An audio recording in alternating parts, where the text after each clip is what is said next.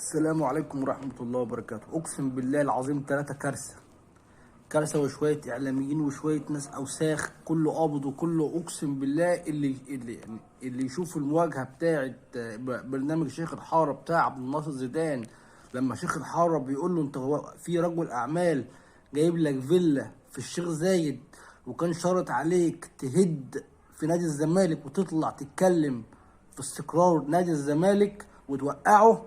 الراجل انصدم وانسحب من البرنامج، وكان ناقص يعملها على نفسه.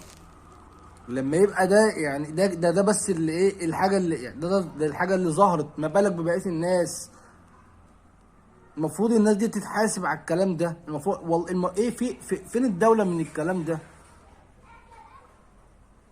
يعني واحد اعلامي بيطلع يتكلم، المفروض ان هو عنده جمهور وعنده مشاهدات.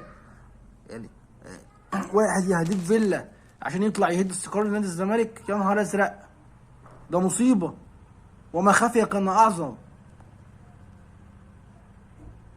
الراجل الراجل انصدم ومرضيش يكمل الحلقه، مرضيش يكمل الحلقه.